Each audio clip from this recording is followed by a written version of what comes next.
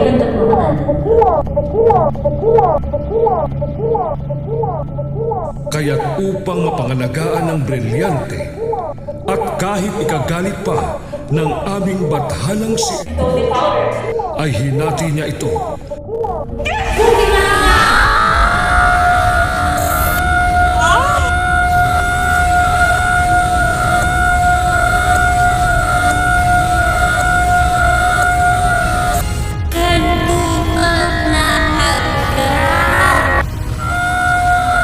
Hinati niya ito sa apat na bahagi na sasagisag sa apat na elemento na bumubuhay sa Encantadia.